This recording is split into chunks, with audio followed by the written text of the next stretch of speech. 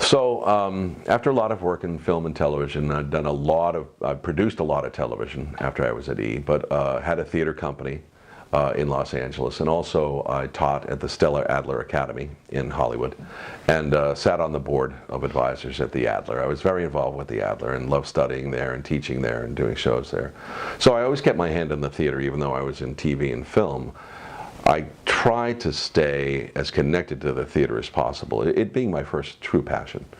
And after many years in Los Angeles, and a lot of great success, and had a very good run there, I started really focusing on theater again, and I started getting a lot of calls from Minneapolis and Dallas and Vegas and Seattle and Miami to do shows. I would be hired as a guest artist to do equity plays around the country, as people knew that I was getting back involved in the theater. And I got a call from one of my former professors, who is now the artistic director of a theater company in Miami. And I hadn't been back to Miami in years, and this was about 4 years ago.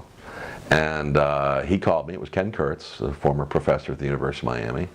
And he said, I want you to come down here and guest star in A Funny Thing Happened on the Way to the Forum. I want you to play Pseudolus. I can't think of anybody better to play the part. So I went down, and I remembered how much I loved acting in Miami. I loved the environment. It was November, so the weather was beautiful. And it was at an outdoor amphitheater, 600 seats, under the stars, doing musical comedy in Miami, and playing Pseudolus. And I started meeting folks again and getting back into the scene there. And I still had a lot of friends and colleagues from my Miami days as a student, and friends down there. So I still had a community down there. And then he called me the following spring and said, I'd like you to play Tevye in Fiddler on the Roof, a role that I always wanted to play, and I loved the show. And I've done dozens of musicals. Even though I'm a straight actor, I do a lot of straight plays and Shakespeare and classical stuff. I do love musicals. I've done dozens of musicals. So I said, yeah. So I jumped at the chance to do that, and I had a great experience doing Fiddler. And then he invited me back again to do Cat on a Hot Tin Roof, and then I started meeting more people in the Miami scene, and he said, there's a few people I want you to meet. So I said, I'm thinking, I really like the scene down in Miami. There's a lot of theater. There's a vibrant theater scene. There's a lot of community theater, but there's a lot of professional equity theater too, which is what I do.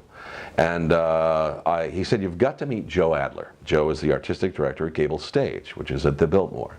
Joe is also very involved in the new Coconut Grove Playhouse that they plan to remodel and reopen in the next few years, and hopefully Joe will be an artistic director and part of that.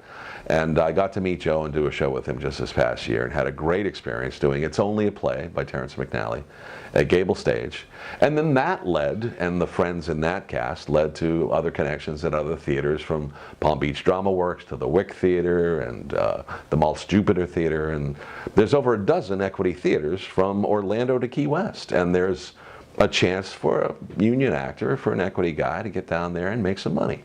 And the community down there is very supportive. It's close, it's tight. There's great playwrights, great actors, great companies down there, good theater companies.